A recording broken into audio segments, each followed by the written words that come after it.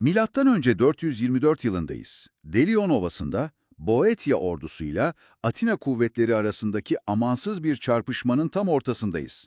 Atina ordusu kelimenin tam anlamıyla darmadağın olmuş durumda. O yenilmez sanılan falaks düzeni, o devasa kalkan duvarı kırılmış. Askerler kalkanlarını atıp can havliyle geriye, güvenli bölgelere doğru panik içinde kaçışıyor. Havada uçuşan mızrakların çıkardığı o korkunç uğultu ve ölmemek için birbirini ezen insanların çaresizliği bütün çıplaklığıyla ortada.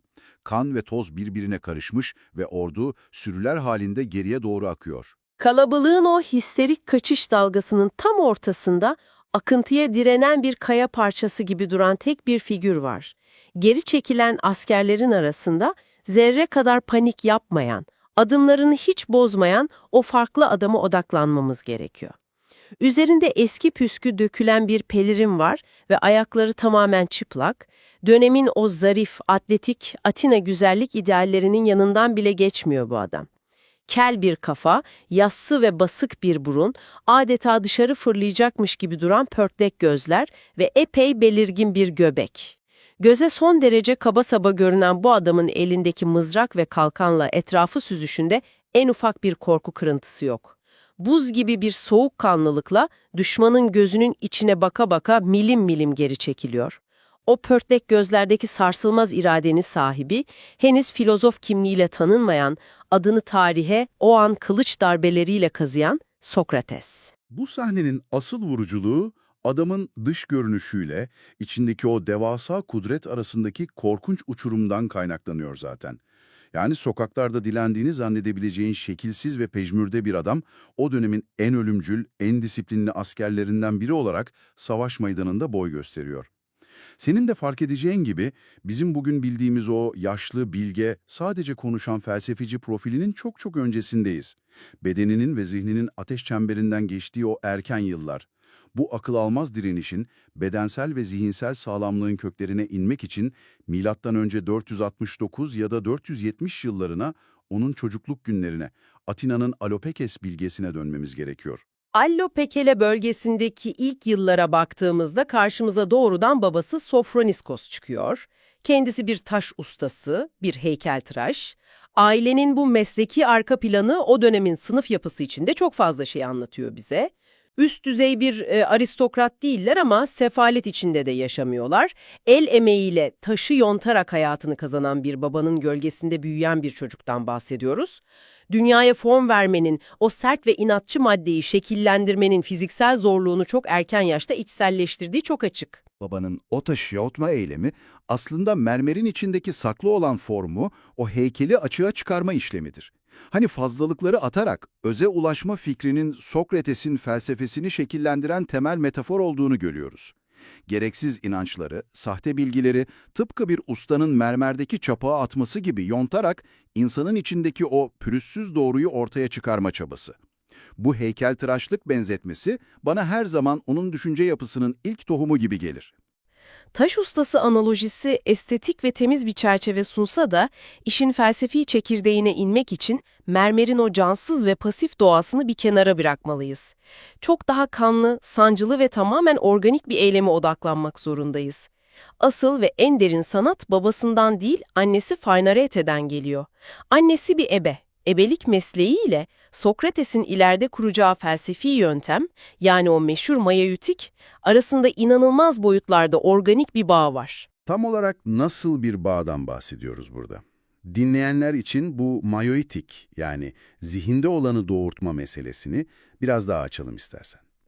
Bir taş ustası mermere dışarıdan sert bir müdahale eder, ebe ise içeride olan canlı bir şeyin dışarı çıkmasına yardımcı olur. İkisi arasındaki temel fark bu sanırım. Bir ebe çocuğu kendisi yaratmaz. Ebe sadece annenin içindeki çocuğun o dehşet verici, kanlı ve sancılı süreçten geçerek dünyaya gelmesine yardım eder. Çocuğu taşıyan, o asıl büyük yükü çeken annedir. Sokrates'in Atina sokaklarında insanlara yapacağı şey de tam olarak budur. İnsanlara dışarıdan yepyeni, hap gibi bir bilgi vermeyecek hiçbir zaman. Annesi gibi sadece onların zihinlerinde zaten var olan, yüzleşmesi son derece acı verici gerçekleri gün yüzüne çıkaracak. Senin inandığın doğruların, sarsılmaz sandığın fikirlerin aslında boş olduğunu sana fark ettirecek. Bu farkındalık anı zihinsel bir doğumdur ve fiziksel bir doğum kadar ıstırap doludur. Eğitim dediğimiz şey, boş bir kaba su doldurmak üzerine kurulu. Öğretmen bilir, öğrenci bilmez. Öğretmen anlatır, bilgi satar, öğrenci dinler ve ezberler. Öğrenci tamamen pasif bir alıcıdır orada. Sokrates ise karşılaştığı kişiye hiçbir şey bilmediğini, kendisinin sadece bir ebe olduğunu söylüyor.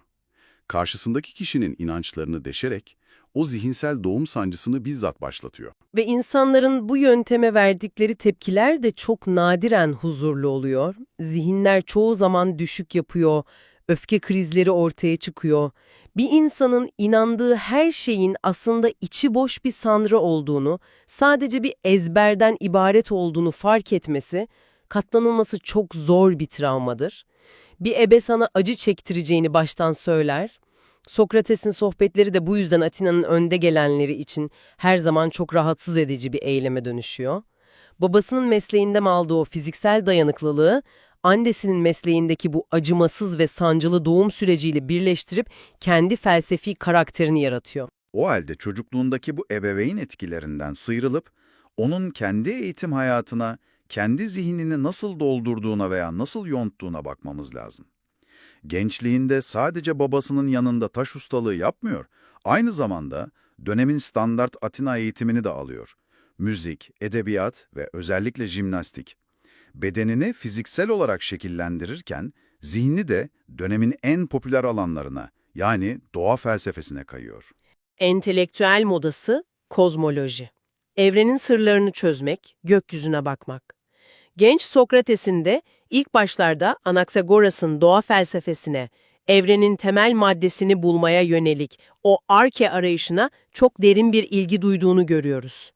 Güneşin aslında devasa bir ateş kütlesi mi, yoksa akkor halinde bir taş mı olduğu, rüzgarların nereden estiği, yıldızların yörüngeleri gibi tamamen doğaya ve evrenin fiziksel işleyişine odaklanan teorilerle ciddi vakit harcıyor. Arke dediğimiz şey, evrenin temel yapı taşı, her şeyin kendisinden var olduğu ilk madde arayışıdır. Thales için sudur, bir başkası için ateştir, havadır falan. Genç Sokrates de etrafındaki her şeyin özünü, fiziksel dünyanın kurallarını anlamaya çalışıyor. Fakat burada çok radikal, bıçak gibi keskin bir kırılma yaşanıyor. Bir noktada tüm bu kozmoloji arayışını elinin tersiyle itiveriyor. Evrenin sırlarını çözmeye çalışmanın, o maddenin yapı taşını bulmanın insan hayatına dokunan pratik hiçbir faydası yok çünkü. Evrenin ilk maddesinin su ya da hava olduğunu bilmek, bir insan nasıl doğru, erdemli ve adil yaşamalı sorusuna sıfır cevap sunuyor. Atina toplumunda yozlaşma varken, sokaklarda adaletsizlik kol gezerken, insanların ruhları hastalanmışken, senin güneşin yapısını tartışman, yanan bir evin içinde oturup duvar kağıtlarının rengini tartışmaya benziyor biraz. Gökyüzündeki yıldızları incelerken kafası sürekli yukarıda olduğu için hemen önündeki çukuru göremeyip içine düşen o meşhur astronom hikayesini hatırlatıyor bu durum. Evrenin sırlarını çözmeye çalışırken insanın kendi ruhundaki karanlığı, şehrindeki o çürümüşlüğü görmezden gelmesi onun gözünde affedilemez bir körlük. Anaxagoras'ın felsefesini terk etmesinin altında yatan devasa itici güç de bu zaten. Odak noktasını gökyüzünden söküp alıyor ve şiddetle yere, sokağa, pazar yerine doğrudan insanın kendisine çeviriyor. Aynı zamanda fiziksel bir eyleme de dönüşüyor. Felsefeyi sokağa indiren bu adamın, sadece pazar yerlerinde laf ebeliği yapan entelektüel bir figürden ibaret olmadığını, savaş alanlarındaki varlığıyla kanıtlaması büyük önem taşıyor. O dönem Atina ordusunda kendi zırhını ve silahlarını cebinden alabilecek ekonomik yeterliliğe sahip orta sınıf vatandaşlar hoplit yani ağır piyade olarak görev yapıyor. Sokrates de Peloponnesos Savaşı'nda Atilla saflarında tam olarak bu rolde, bir hoplit olarak en ön saflarda yerini alıyor. Bir hoplit olmak hiç de kolay bir iş değil. Üzerindeki o 30 kilonun üzerindeki tunç zırhı, devasa ahşap kalkanı ve uzun mızrağı bir arada tuttuğunu unutma. Sıradan bir vatandaşın çok ötesinde muazzam bir fiziksel güç ve dayanıklılık gerektiren bir yükten bahsediyoruz. Bu ağır piyadenin sahada nasıl bir dehşet saçabildiğini gösteren en net arenalardan biri, M.Ö. 432 ile 430 yılları arasındaki Potidaea kuşatmasıdır. O kuşatma sırasında sahada yaşanan bir olay, onun sadece dayanıklı bir asker değil, inanılmaz bir soğukkanlılığa sahip, vahşi bir savaşçı olduğunu kanıtlıyor. Potidaea kuşatmasında sahneye dönemin en parlak, en yakışıklı ve Atina'nın altın çocuğu olarak görülen genci Alkibiades de çıkıyor. Çatışmanın en kanlı anlarından birinde Alkibiades ağır yaralanıp yere düşüyor. Düşman askerleri bu ünlü genci öldürmek, işini bitirmek için üzerine çullanırken araya o çirkin, yaşlı, yassı burunlu Hoplit yani Sokrates giriyor. O devasa kalkanıyla Alkibiades'in üzerine kapanıyor resmen. Etraflarını saran sayıca üstün düşmanları o ağır mızrağıyla tek tek püskürtüyor ve bu altın çocuğun hayatını, kendi canını tamamen hiçe sayarak kurtarıyor. O savaş alanındaki görsel tezat, kelimenin tam anlamıyla sinematografik bir tablo. Bir yanda dönemin kusursuz güzellik sembolü, Atina'nın geleceği olarak görülen o genç, yerde çaresizce yatıyor.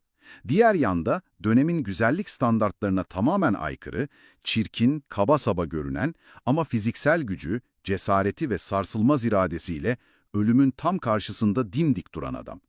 O an dış görünüşün içerideki erdem ve güçle hiçbir ilgisi olmadığını en somut haliyle kanla kanıtlıyor. Alkibiades'in hayatı boyunca Sokrates'e duyduğu o tuhaf, karmaşık hayranlığın ve saplantının temeli de o gün tam o savaş meydanında atılıyor zaten. Fakat Sokrates'in o savaş yıllarındaki sınavı sadece kılıç sallayan düşmanlarla sınırlı kalmıyor. Doğanın kendi acımasızlığıyla da korkunç bir savaşa giriyor. Milattan önce 422'deki Amfipolis Savaşı'na ve genel olarak kuzeydeki o dondurucu askeri seferlere baktığımızda çağdaşlarına bile dehşete düşüren insanüstü bir direnç çıkıyor karşımıza. Kuzeyin o acımasız kışı, suların buz tuttuğu, soğuğun resmen kemiklere işlediği o seferler. Diğer Atinalı askerler kat kat postlara sarınıp ayaklarına yünden keçeler bağlayarak çadırlarından çıkmaya bile korkarken, o yazın giydiği aynı ince tek kat eski peleriniyle dışarıda. Üstelik tamamen çıplak ayakla, donmuş toprağın buzun üzerinde yürüyerek nöbet tutuyor. Askerlerin birçoğu başlangıçta onun kendileriyle alay ettiğini, diğerlerini aşağılamak için böyle bir gösteriş yaptığını falan düşünüyor. Şunu netleştirmek lazım, olayın gösterişle hiçbir ilgisi yok. Çıplak ayakla buza basmak onun için çok derin, çok radikal bir zihinsel egzersizin parçası. Bedenin acı, soğuk, açlık ve yorgunluk gibi o ilkel hayatta kalma sinyallerini tamamen susturmak üzerine kurulu bir pratik, iradesini bedensel dürtülerinin ve acı hissinin mutlak hakimi kılan bir zihin inşa ediyor orada. Zihnin beden üzerindeki bu tahakkümü, onun ileride ölüm cezasıyla karşılaştığında o zehri içerken neden elinin bile titremediğini anlamamız için çok kritik bir ipucu barındırıyor. Acıyı hissetmiyor değil adam, acının zihnine hükmetmesine izin vermiyor. En başta anlattığımız M.Ö. 424'teki o Delion Ovası'ndaki geri çekilme sahnesi de tam olarak bu bedensel ve zihinsel hakimiyetin savaş alanındaki psikolojik bir yansıması. Bütün ordu can korkusuyla panik içinde dağılıp geriye kaçarken, onun kalkanını göğsünde sımsıkı tutup adım adım gerilemesi, düşmana adeta bana yaklaşırsanız ölürsünüz mesajı veren o buz gibi bakışları, Atina ordusunun o günkü komutanı Laçes'in savaş sonrası hazırladığı raporda tarihe geçen bir cümlesi var. Diyor ki, eğer bütün Atinalılar savaş alanında Sokrates gibi davransaydı, şehrimiz asla yenilmez, bu felaketi asla yaşamazdık. Fiziksel sınırları, acıyı ve en önemlisi ölüm korkusunu savaş alanında bu kadar acımasızca, bu kadar kesin bir şekilde ezip geçmiş bir adamın profilini çiziyoruz şu an. Böyle bir geçmişten gelen, kendi bedenini bu kadar ağır bir disiplinle terbiye etmiş bir adamın, sivil hayata, Atina'ya döndüğünde zenginliğe, statüye, lüks giysilere veya konforlu bir yaşama önem vermesini beklemek tamamen anlamsızlaşıyor. Değer yargıları sıradan bir Atinalı'nın çok ama çok ötesine geçmiş durumda. Cephede buzun üzerinde o eski pelerinle çıplak ayak yürüyen adam, savaştan sağ salim çıkıp Atina sokaklarına kalıcı olarak döndüğünde de yaşam tarzını zerre kadar değiştirmiyor. Onu dönemin diğer sözde aydınlarıyla, sofistlerle yan yana koyduğumuzda aradaki o tezat devasa boyutlara ulaşıyor.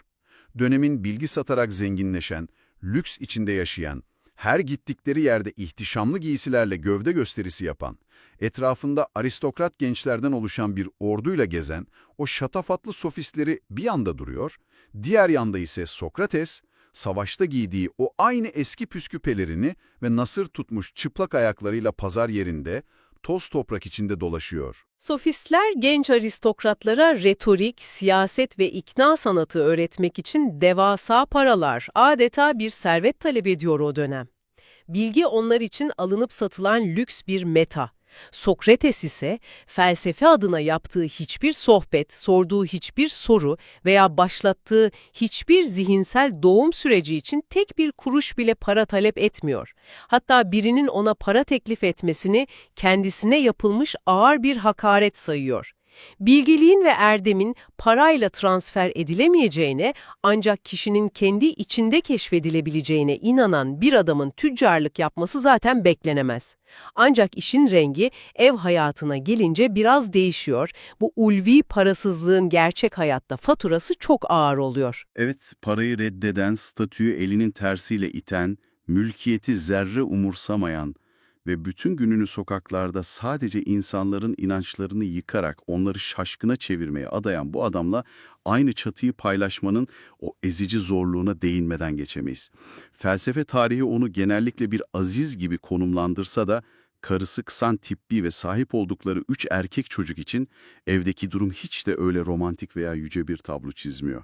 Evi geçindirmeyen, maddi hiçbir kaygı gütmeyen, kışın bile doğru düzgün bir ayakkabı giymeyen bir babadan bahsediyoruz burada. Gerçekçi bir hayatta kalma mücadelesi var. Kocam bütün gününü pazar yerinde, Atina'nın en tehlikeli, en kibrine düşkün, en güçlü adamlarının damarına basarak geçiriyor. Onları halkın önünde küçük düşürüyor, bir sürü düşman kazanıyor ve akşam eve 5 parasız hiçbir şey olmamış gibi geri dönüyor. Bir aileyi ayakta tutmaya çalışan, çocuklarını doyurmak zorunda olan bir kadının gözünden bakıldığında karşısındaki figür bir aydınlanma ustası veya büyük bir filozof falan değil. Tam anlamıyla sorumsuzluğun beden bulmuş hali. Kısantippi'nin o meşhur öfkesi aslında Sokrates'in felsefesinin gerçek dünyadaki sosyal maliyetinin çok net bir yansıması. Baktığımızda ortada toparlanması gereken oldukça karmaşık, rahatsız edici ve bir o kadar da büyüleyici bir portre var. Bir yanda Atina güzellik standartlarını yerle bir eden yassı burunlu, pörtlek gözlü ve göbekli bir dış görünüş. Diğer yandaysa annesinden devraldığı o ebelik sanatını insan zihinlerinde uygulayarak, onların ruhlarındaki kibri kanatarak söken sarsılmaz bir deha. Parasız, eski püskü giyinen, ailesine maddi hiçbir şey sunmayan bir serseri görünümünün altında, savaş alanında kılıcını çektiğinde düşmana korku salan bir asker yatıyor. Donmuş topraklarda çıplak ayakla yürüyecek kadar fiziksel acıya bağışıklık kazanmış, iradesini çelikten bir zırh gibi giyinmiş bir ölüm makinesi adeta. Atina'nın en nüfuzlu, en kibirli, her şeyi bildiğini iddia eden o kudretli ve tehlikeli adamlarının tam karşısına geçip, onların gözlerinin içine bakarak aslında hiçbir şey bilmediklerini kanıtlamak kolay bir iş değil. Bunu yapabilmek için gereken tek şey, kışın o dondurucu soğuğuna, düşmanın savurduğu mızrağa, açlığa ve toplumun sunduğu o sahte statüye karşı tamamen duyarsızlaşmış, ehlileştirilemez bir zihindir. Onu yargılayacak olanlar, karşılarındaki adamın kendi bedenini bile nasıl acımasız bir diktatörlükle yönettiğinin hiç farkında değiller henüz. Sokrates, o kanlı cepheden buzlu topraklardan sağ salim çıkıp Atina sokaklarına kalıcı olarak döndüğünde, kılıçlarını ve kalkanını tamamen bir köşeye bırakacak. Ancak bu sakin, sivil hayata dönüş bir barış ilanı değil, asıl yıkıcı savaşın fiziksel silahlarla değil, doğrudan kelimelerle, o meşhur sorularla başlayacağı gerçeğiyle tüm şehrin sarsılacağı an artık kapıda bekliyor. Dinleyen herkesin kendi zihnindeki o sahte doğrularla yüzleşmeye hazır olması gerekecek, çünkü o sorular sorulmaya başlandığında kaçacak hiçbir güvenli bölge kalmayacak. Tarihin en bilgi adamı aslında hiçbir şey bilmediğini iddia eden biriydi. Milattan önce Atina'da yaşanan o tuhaf olayı masaya yatırmamız gerekiyor. Yani felsefe tarihini kökünden sarsan o anı. Arkadaşı Hayrefon'un Delfoy'daki o meşhur Apollon tapınağı kahinine sorduğu sorudan bahsediyorsun. Kainin karşısına geçip çok net bir soru soruyor. Sokrates'ten daha bilge biri var mı? Kahinin cevabı da hiçbir yoruma yer bırakmıyor. Tek bir kelime. Yok. O tek kelimelik cevabın yarattığı deprem aslında kelimenin kendisinde değil, yani kime söylendiğinde gizli. Evrenin en bilge insanı ilan ediliyorsun ama senin temel iddian bilginin sıfır noktasında durduğun yönünde. Hiçbir şey bilmediğini iddia eden bir figürsün. Normal bir insanın gururunu okşayacak devasa bir durum bu. Çoğu kişi bunu sokaklarda bir güç gösterisine dönüştürürdü. Yani sen olsan bu övgü karşısında biraz böbürlenmez misin?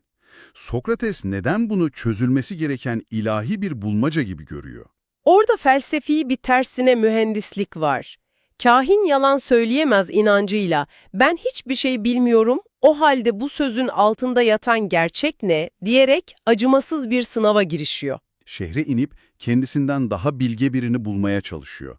Ama hedefinde öyle sıradan insanlar falan yok. Devleti yöneten muktedirleri, trajediler yazan ünlü şairleri, usta zanaatkarları seçiyor. Amacı da bakın bu adam benden daha çok şey biliyor, kahin yanıldı diyebilmek. Fakat o meşhur devlet adamlarının karşısına geçtiğinde adaletin doğası hakkında en ufak bir fikirleri olmadığını fark ediyor. Sadece kulaktan dolma ezberlenmiş kalıpları tekrarlıyorlar.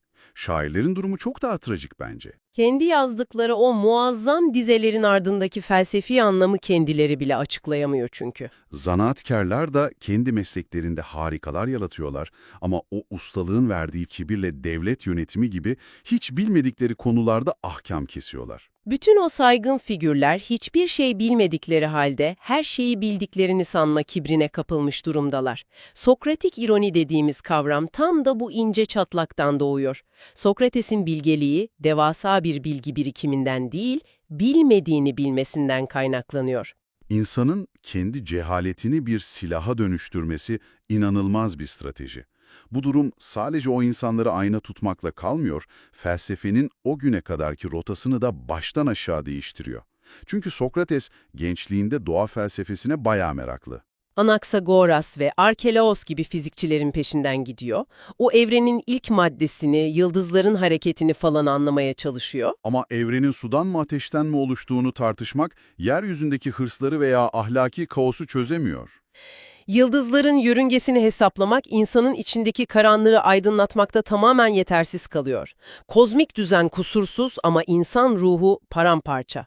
Mesela Anaksagoras ona güneşin yanan devasa bir taş olduğunu söylediğinde bu bilgi onun mahkemede haksız yere yargılandığında nasıl dürüst kalacağını açıklamıyor. Gökyüzünün mekaniği yeryüzünün etiğine cevap veremez. Felsefeyi gökyüzünden çekip doğrudan Atina'nın tozlu sokaklarına indirme kararı işte bu büyük tatminsizlikten çıkıyor. Felsefeyi sokağa indiren bir adamın onu donuk kağıtlara hapsetmesini de bekleyemeyiz. Sokrates kitap yazmıyor. Bizzat agorada insanların yakasına yapışıp onları terleterek canlı diyaloglar kuruyor.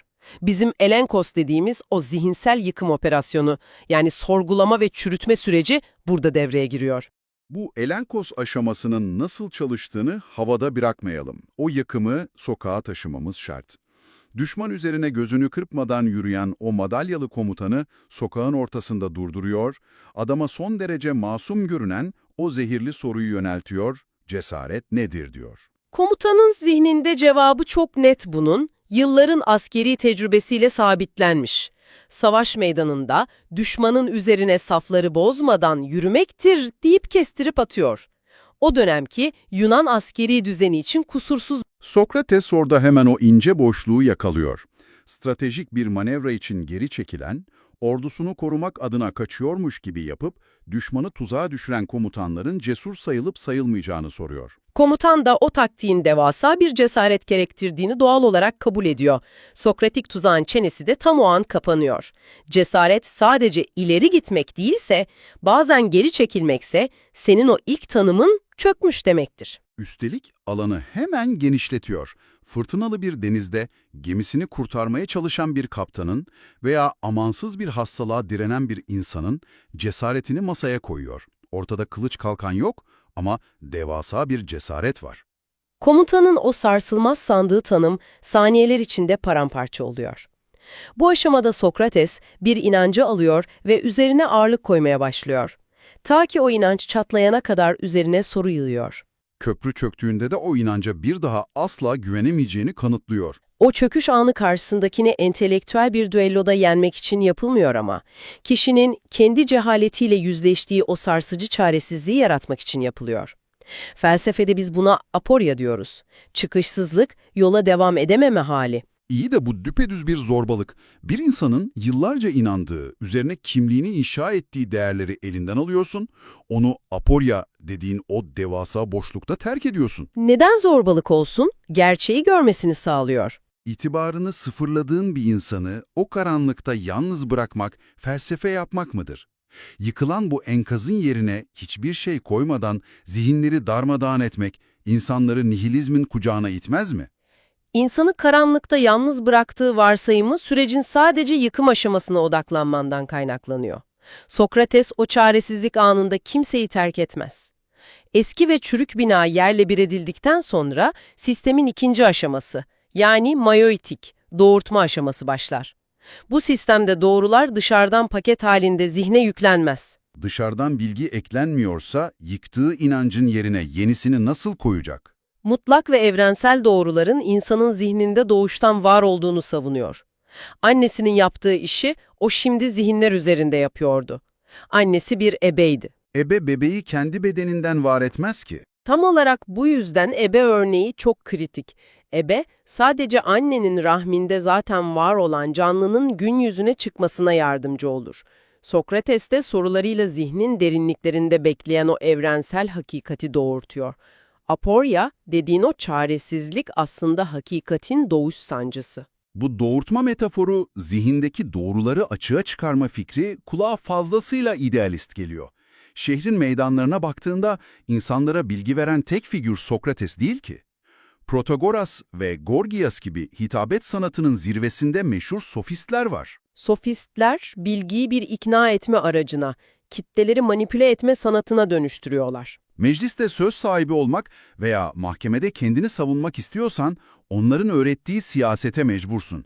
Verdikleri bu somut hizmet karşılığında büyük paralar talep etmeleri neden şeytani gösteriliyor? Bir insan uzmanlık kazanmışsa bunu aktarırken neden para istemesin? Sadece bir fiyat etiketinden ibaret değil bu mesele. Bilgiyi mahkemede dava kazanmaya yarayan bir silaha indirgediğinde felsefenin özünü çürütmüş olursun. Bilgi mahkemede bir adamın hayatını kurtarıyorsa pekala ticareti yapılan bir hizmet olabilir. Sokrates'i onlardan ayıran tek şeyin felsefeyi bedava yapması olduğuna inanmıyorum. Sokrates'in parayı reddetmesi, öğrenci ile öğretmen arasında oluşacak o ticari bağımlılığı engellemek içindir. Müşterine hizmet satıyorsan, onun duymak istediklerini söylemeye meyledersin. Oysa felsefi diyalog tamamen çıkarsız bir zemin gerektirir. Para almaması asil bir duruş ama asıl tehlike paranın felsefeyi nasıl yozlaştırdığında saklı değil mi? Müşterin haklı çıkmak istiyorsa sen de ona sadece ikna edici konuşmayı öğretirsin, ortada sabit bir doğru kalmaz. En keskinleştiği yerde o hakikat anlayışı. Sofistler, insan her şeyin ölçüsüdür diyen relativist yani göreceli hakikat anlayışını soktular düşünce tarihine. Onların dünyasında hakikat kişiye, zamana, mekana göre değişir. Yani rüzgar bana üşüdüğüm için soğuk, sana terlediğin için sıcak geliyorsa ortada tek bir rüzgar gerçeği yoktur diyorlar. Bu durum havanın sıcaklığında masum görünebilir. Ama adalete uygulandığında devasa bir kaos yaratıyor. Adalet kişiye göre değişiyorsa, ikna kabiliyeti yüksek olan mecliste kendi doğrusunu tüm şehre dayatabilir. Güçlünün haklı olduğu karanlık bir sistem çıkar karşımıza. Sokrates işte bu göreceliliğe karşı felsefi bir duvar örüyor. Adalet, iyilik, erdem gibi kavramların kelime oyunlarıyla bükülemeyeceğini söylüyor. Zaman ve mekandan bağımsız, evrensel ve nesnel ahlaki doğruların var olduğunu savunuyor. İkna kabiliyetin 2 kere 2'nin 4 ettiği gerçeğini değiştiremez diyor yani. Aynen, adaletin ne olduğu gerçeğini de değiştirememeli. Hadi mutlak doğruların varlığını ve zihnimizde doğurtulmayı beklediğini kabul ettik diyelim. Sokrates'in bu temelin üzerine inşa ettiği o devrimci öğreti beni çileden çıkarıyor. Erdem dilgidir diyor adam. Hiç kimsenin bilerek kötülük yapmayacağını söylüyor. İşin dozunu o kadar arttırıyor ki tüm kötülüklerin tek sebebinin bilginin eksikliği yani cehalet olduğunu öne sürüyor. İnsanın doğasını fazlasıyla iyimser bir noktadan okuduğunu mu düşünüyorsun? İyimser değil, doğrudan gerçeklikten kopuk bence. İnsan psikolojisini, karanlık dürtülerimizi matematiksel bir denkleme sığdıramazsın. Çevremize, haberlere baktığımızda insanların doğruyu bildikleri halde yanlışı seçtiklerini her gün görüyoruz. Bu çok sert itirazının altında Sokrates'in kullandığı bilgi kavramıyla modern dünyanın enformasyon kavramını karıştırman yatıyor. Siyasetçi rüşvet almanın ahlaksızca olduğunu bilmez mi? Bal gibi bilir. Ama hırsına yenik düşer. Sigaranın ciğerlerini çürüttüğünü bilen doktorun arka arkaya sigara içmesi cehalet midir? İrademize yenilip yanlışı seçiyor olmamız bu teoriyi çökertir. Etik entelektüelizm dediğimiz bu yaklaşımda bahsedilen bilgi, kitaptan okuduğun veya toplumdan duyduğun yüzeysel bir malumat değildir. İyi de rüşvetin kötü olduğunu bilmek yüzeysel bir malumat mıdır? Sokrates'in evreninde kesinlikle öyledir. O siyasetçi, rüşvetin toplum tarafından kötü kabul edildiğini ezbere biliyor olabilir.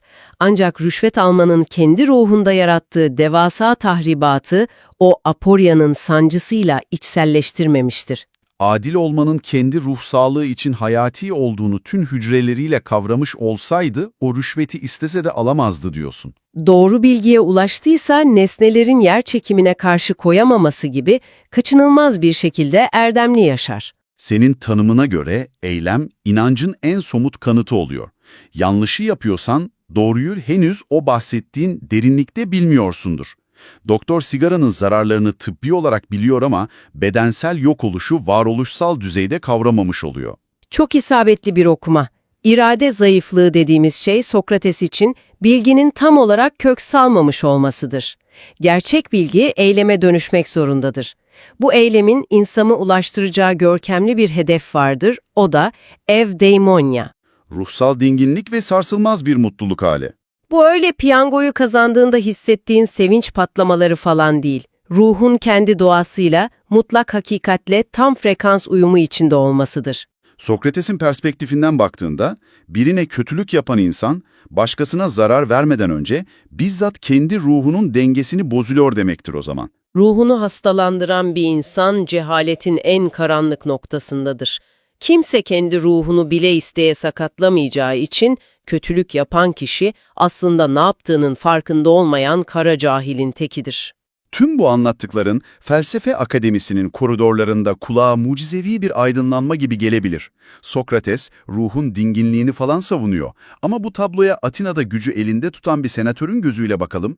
Şehrin meydanında bir adam var. Atina'nın en güçlü devlet adamlarını ulu orta rezil ediyor. Onların hiçbir şey bilmediğini, saygınlıklarının altının bomboş olduğunu sokak ortasında kanıtlıyor. Üstelik etrafına topladığı o kalabalık öğrenci grubuyla yeni neslin zihnine otoriteyi sorgulama tohumlarını ekiyor. Şehrin geleceği olan o parlak gençlere, babalarının zihinlerindeki dogmaları yıkmayı, otoriteyi Aporya'nın o karanlık boşluğuna fırlatmayı öğretiyor. Parayı elinin tersiyle itip ekonomik çarklara çomak sokuyor. Üstelik bunu Delfoy kahininden aldığı ilhamla yaptığını söylüyor. Bu figür bilge bir düşünür falan değil, gelenekleri hiçe sayan olağanüstü tehlikeli bir tehdittir. Felsefenin gökyüzünden yeryüzüne inmesinin faturası işte bu kadar ağır oluyor. Yıldızların maddesini tartışan zararsız merak, yerini iktidarı ve adaleti kesip biçen ölümcül bir diyalektiğe bıraktı. Sokrates'in o alçak gönüllü, bilmiyorum duruşu, Atina'nın tüm hiyerarşisini yerle bir edecek en keskin felsefi silaha dönüştü. Ancak hiçbir toplum kendi kutsal ezberlerinin sokak ortasında böyle parçalanmasını sessizce izlemez. Zihinleri uyandıran bu at sineğine karşı şehir kendi karanlık savunmasını, kendi acımasız argümanlarını inşa ediyor. Atina, bu devrimci sesi sonsuza dek susturmak için artık harekete geçmek üzere. Milattan önce 399 yılının Atina'sındayız. Şehir, Sparta'ya karşı alınan o yıkıcı, utanç verici yenilginin sarsıntısını henüz atlatabilmiş değil. Bütün o altın çağ, görkemli felsefe ve sanat günleri tamamen geride kalmış. Üzerine bir de 30 tiran olarak bilinen o kanlı diktatörlük dönemi yaşanmış, sokaklarda resmen terör esmiş, hani insanların mallarına çökülmüş, muhalifler sürülmüş falan. Demokrasi zar zor büyük kanlar dökülerek yeniden kurulmuş gerçi. Karşımızda her an yeni bir ihanet paranoyasıyla tetikte bekleyen, yorgun ve çok öfkeli bir toplum var. Bütün bu felaketlerin faturasını kesecekleri bir günah keçisi arıyorlar ve hedeflerine yıllardır meydanlarda dolaşıp insanların sorgulanamaz kabul ettiği o geleneksel değerleri yerle bir eden yaşlı adamı oturtuyorlar. Sahnede resmi suçlamaları mahkeme kürsünden dile getiren 3 spesifik isim var aslında. Şair Meletos, siyasetçi ve deri tüccarı Anitos ve retorikçi Likon. İddianame 2 temel ayak üzerine kurulu. Birincisi şehrin kabul ettiği tanrılara inanmamak, hatta daha da ileri gidip yeni tanrılar icat etmek. İkincisi ise Atinalı gençlerin ahlakını bozmak, onları yoldan çıkarmak. Vitrine bakarsan son derece dini ve ahlaki bir endişe var ortada. Toplumun temel yapı taşlarının sarsıldığını, şehrin başına gelen felaketlerin bu tanrısızlık yüzünden olduğunu iddia ediyorlar. Vitrinde o dini gerekçeler parlıyor olabilir ama ben burada bambaşka bir dinamik işlediğini düşünüyorum. Bu yargılama ahlaki bir sorgulamadan ziyade saf ve çok acımasız bir politik intikam arayışı. Yani suçlamaların arka planını kazıdığımızda Sokrates'in tedrisatından o meşhur diyalog halkalarından geçmiş 2 kritik isim çıkıyor karşımıza. Alkibiades ve Kritatyas. Bu 2 eski öğrenci Atina'nın başına kelimenin tam anlamıyla çorap örmüş figürler. Alkibiades savaşın en kritik anında şehre açıkça ihanet edip düşman safına geçiyor. Kritatyas ise senin az önce bahsettiğin o kanlı 30 tiran diktatörlüğünün baş mimarlarından biri. Şehir hukuken affedilmiş olsalar da bu vatan hainlerini yetiştiren adamın peşine düşüyor aslında. Kendi hayatındaki kriz anlarını bir tart zihninde, işler kötüye gittiğinde asıl karmaşık sorunlarla yüzleşmek yerine insanların nasıl kolay hedefler seçip tüm öfkelerini oraya yönelttiklerini düşün. Atina'nın yaptığı tam olarak buydu. Faturayı sokaklarda yalın ayak dolaşan diyor filozofa kestiler. Yeni kurulmuş ve son derece kırılgan bir demokrasi var ellerinde. Sokrates'in etrafında toplanan o aristokrat gençlerin geçmişteki kanlı eylemleri, halkın gözünde onu demokrasinin gizli bir düşmanı, bir tür oligarşi kuluçkası haline getiriyor. Böyle zehirli bir toplumsal histerinin ortasında yargılanmak sonucu baştan belli bir tiyatro oyununda sahne almak gibidir. Jüri koltuğunda oturan o 501 sıradan vatandaş, karşılarında sadece yaşlı bir adamı değil, kaybettikleri evlatlarının, ellerinden alınan malların somutlaşmış bir sembolünü görüyorlardı. O 501 kişilik öfkeli jürinin karşısında normalde Atina timüllerine göre hayatı için yalvarıp af dilemesi beklenen bir sanık var. Böyle durumlarda kişinin hüngür hüngür ağlaması, perişan kıyafetler giymesi, çocuklarını mahkemeye getirip jürinin merhametine sığınması gerekiyor. Sokrates bunların hiçbirini yapmıyor. Aksine kendisini Atina adlı o devasa tembel atı ısırarak uyandırmaya çalışan bir at sineği olarak tanımlıyor. Kendisini şehri iyileştiren, bilerek rahatsız eden bir uyarıcı olarak sunuyor. Jüri beklenen o boyun eğme sahnesini göremeyince, üstüne bir de aşağılandığını hissedince onu oy çokluğuyla suçlu buluyor. İşin asıl rasyonaliteden koptuğu yerde bu suçlu bulunma anından sonraki tavrı zaten. Suçlu bulunmasının ardından gelen o ceza aşaması tarihi bambaşka bir yöne savuran yerdir. Dönemin yasalarına göre mahkeme 2 aşamalı işliyor.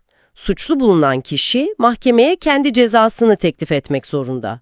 Jüri, savcının istediği ölüm cezasıyla sanığın alternatif cezası arasında bir seçim yapıyor. Mantıklı olan, herkesin beklediği adım, sürgün edilmeyi istemek veya dostlarının yardımıyla yüklü bir para cezası teklif edip hayatta kalmaktı. Sokrates ise şehrin tüm asgari beklentilerini alt üst eden o meşhur talebini dile getiriyor. Şehre yaptığı bu felsefi hizmetlerden dolayı cezalandırılmak bir yana, tıpkı olimpiyat şampiyonlarına yapıldığı gibi, devletin onur konuk evi olan Pritaneon'da hayat boyu ücretsiz yemekle ödüllendirilmesi gerektiğini söylüyor. Bu tavrı günlük mantıkla anlamak bence imkansız. Yani neden sistemi içeriden değiştirmek, felsefesini yaymaya devam etmek için hayatta kalmayı seçmiyor? Yaptığı şey Askeri bir mahkemede ağır vatan hainliğiyle yargılanan bir komutanın hakime dönüp beni kurşuna dizmek yerine göğsüme üstün hizmet madalyası takmalısınız demesi gibi bir şey. Bu bir hukuki savunma falan değil, jüriyi kelimenin tam anlamıyla alaya alma hali. Karşısındaki kitle zaten öfkeli travmalarla boğuşuyor. Pritaneon'da şampiyonlar gibi yemek talep etmek o insanları çileden çıkarıp kendi ölüm fermanını kendi elleriyle imzalamaktır. O salondan başka hiçbir sonuç çıkamazdı artık. Amacı hiçbir zaman beraat etmek veya fiziksel varlığını bir gün daha sürdürmek olmadı zaten. O salonu hayatı boyunca savunduğu felsefi ilkeleri sonsuza dek yaşayacak somut bir anıta dönüştürmeyi seçti. Eğer geri adım atıp af dileseydi, sürgünü kabul etseydi, ömrü boyunca savunduğu, sorgulanmamış hayat yaşamaya değmez ilkesini kendi elleriyle yerle bir etmiş olacaktı. Boyun eğmek, ölüm korkusunun hakikatten üstün olduğunu kabul etmek anlamına gelirdi. Prytanion talebi anlamsız bir kibrin değil, mutlak ve sarsılmaz bir felsefi tutarlılığın dışa vurumuydu. Jüriyi öfkelendireceğini çok iyi biliyordu. Ama hakikat onun için jürinin o anlık öfkesinden kat be kat değerliydi. Jüri bu Prytaneon talebiyle o kadar inciniyor ki ölüm cezasının çıkması artık sadece bir matematik meselesine dönüşüyor. Ve bu meydan okumanın bizi getirdiği yer o meşhur ölüm hücresi. Karar infaz edilmeden önce hücresinde beklediği günlerde en sadık dostu Kriton, gardiyanlara rüşvet vererek kusursuz bir kaçış planı hazırlıyor. Kapılar açık, gemi limanda hazır, başka bir şehirde sürgün hayatı yaşamak için her türlü imkan seferber edilmiş.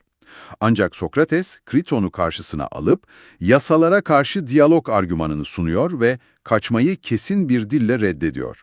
Hayatı boyunca Atina yasalarının sağladığı düzenden faydalandığını, sistem şimdi kendi aleyhine ve haksız yere işliyor olsa bile bu yasalara uymak zorunda olduğunu söylüyor. Kaçarsa savunduğu tüm ahlaki yapının içini boşaltmış olacağını belirtiyor. Yasalara karşı diyalog, bireyle devlet arasındaki o görünmez toplumsal sözleşmenin tarihteki en çarpıcı örneğidir. Sokrates yasaları kişileştirir ve onların kendi ağzından konuşmasını sağlar. Yasalar ona şunu sorar, biz seni büyüttük, eğittik, hayatın boyunca bizim şemsiyemiz altındaydın, şimdi sırf aldığımız bir kararı beğenmedin diye bizi çiğneyip geçecek misin? Adaletsizliğe adaletsizlikle karşılık vermenin, haksızlığa uğramış olsa bile haksızlık yapmanın erdeme tamamen aykırı olduğunu savunur Sokrates.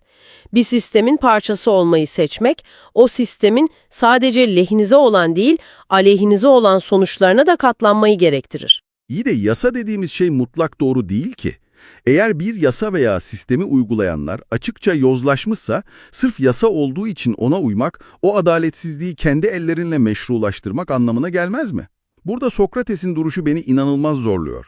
Haksız bir ölüm kararına boyun eğerek o çarpık sistemin dişlilerine resmen kan taşımış oluyor. Ölerek yasaları onurlandırdığını düşünüyor ama aslında intikamcı siyasetçilerin siyasi cinayetlerini hukuki bir kılıfa sokmalarına göz yumuyor.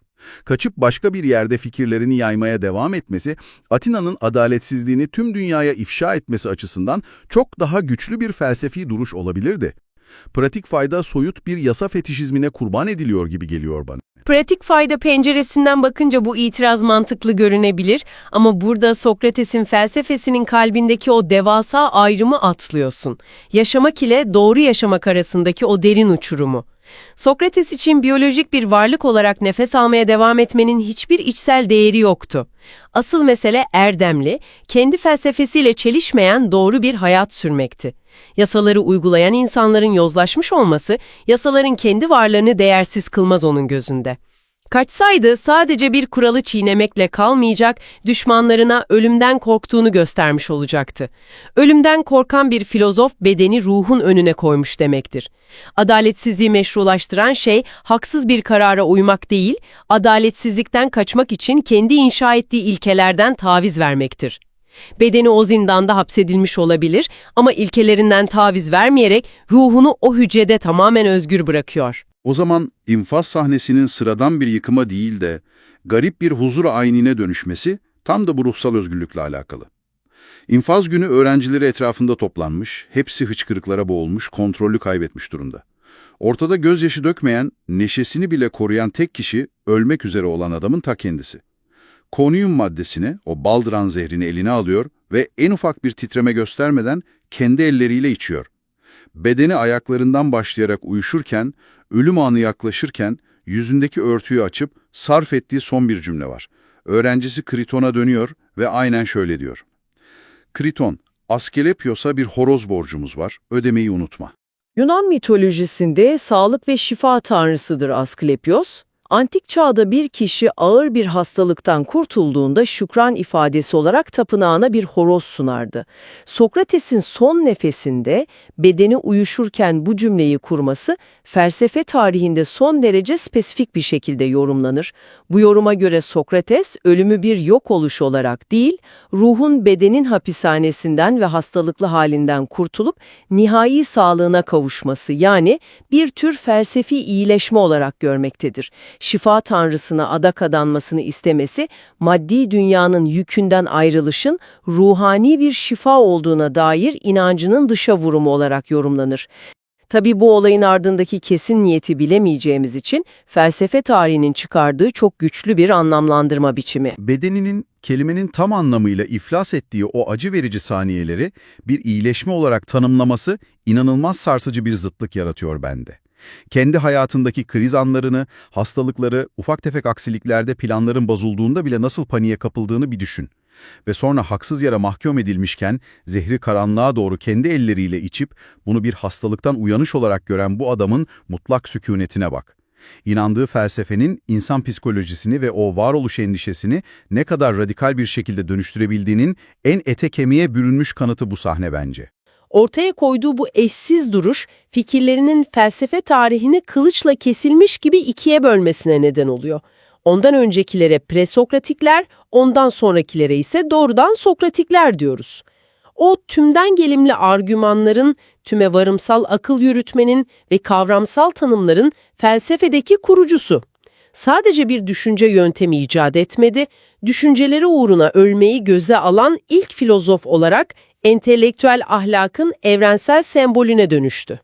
Sokrates bunu Atina sokaklarında yürürken insanlara nasıl yapıyordu? Yani birine yaklaşıp hadi şimdi tümevarımsal bir akıl yürütme yapalım falan demiyordu herhalde. Kavramları parçalamak derken pratik olarak neyi kastediyoruz? O kısmı biraz daha somutlaştırmamız şart, haklısın. Sokrates diyelim ki Atina'nın en ünlü generallerinden biriyle karşılaştı. Ona doğrudan çıkışmaz, saf bir bilgisizlik maskesi takarak "Sen büyük bir generalsin, muhakkak bilirsin, cesaret nedir?" diye sorardı. General muhtemelen savaşta düşmanın üzerine yürümektir gibi çok tekil bir örnek verirdi. Sokrates bu örneği alıp "Peki taktik icabı deri çekilen asker cesur değil midir?" gibi zıt sorularla onu köşeye sıkıştırırdı. Parçadan bütüne doğru ilerleyerek generalin aslında cesaret kavramının evrensel tanımını bilmediğini ona gösterirdi. Zihnindeki çelişkileri bir ebe gibi doğurtturdu. Cesurca olan bir eylem değil, cesaretin bizzat kendisi nedir sorusunun peşine düşmekti bu. Bu sorgulama yöntemi öylesine etkili ki, mirası tek bir koldan değil, birbirine tamamen zıt yönlere savrulan bambaşka felsefe okulları üzerinden günümüze ulaşıyor. Öğrencisi Platon meşhur Akademiya'yı kuruyor ve Sokrates'i yazdığı diyalogların baş kahramanı yapıyor. Fakat hikaye akademiyle bitmiyor. Bir diğer öğrencisi Antistenes, Sokrates'in o dünyavi değerleri önemsemeyen halinden etkilenerek maddi tüm değerleri reddeden, sokaklarda köpeksi bir yaşamı savunan Kinikler Okulu'nu kuruyor. Öte yanda aynı hocanın rahlesinden geçmiş Aristippos tamamen zıt bir yöne gidiyor. Hayatın en yüksek amacının bedensel hazlar olduğunu savunan Kirene Okulu'nu, yani hazcılığı inşa ediyor. Aynı hocadan ders alıp, aynı mahkemeye şahit olup, nasıl oluyor da biri dünya nimetlerini reddeden bir çileciliği, diğeri ise zevkin ve hazzın peşinden koşan bir felsefeyi kuracak kadar uçuk yollara sapabiliyor. Çünkü öğrencilerine sunduğu şey hazır bir hap veya ezberlenecek bir inanç sistemi değildi. O neye inanmaları gerektiğini değil, nasıl düşünmeleri ve soru sormaları gerektiğini öğretti. Kavramları parçalarına ayırmayı gösterdi. Hal böyle olunca her öğrenci onun felsefesinden kendi meşrebine uygun farklı bir kıvılcım aldı. Antistenes, hocasının devlete karşı dik duran bağımsız tavrını kopyaladı ve toplumsal normları reddeden kinik felsefeyi yarattı. Aristippos ise Onun hayattan keyif almasını bilen, içki masalarında sabahlara kadar tartışan o andan keyif alma ustalığını alıp Kirene okulunun temeline yerleştirdi. Sokrates onlara kusursuz bir temel kazı yöntemi vermişti. Her biri o temelin üzerine bambaşka malzemelerle kendi doğrularını inşa etti. Doğruların her gün şekil değiştirdiği, inançların anlık çıkarlara göre esnetildiği, inanılmaz hızlı bir çağda yaşıyoruz bugün. Böyle bir dünyada kendi düşünce binamızı üzerine inşa edeceğimiz, ne olursa olsun taviz vermeyeceğimiz ve gerektiğinde o karanlık hücrede o zehri kendi ellerimizle içmeyi göze alabileceğimiz kadar sağlam ilkelere gerçekten sahip miyiz? Hayatta kalmak için her yolu mubah gören bir yaşamakla, kendi gerçeğine ihanet etmemeyi seçen, doğru yaşamak arasındaki o ince ama keskin çizgide sen tam olarak nerede duruyorsun? Bir okur bir kare, yaşayan kütüphane, fikirler burada ölmez.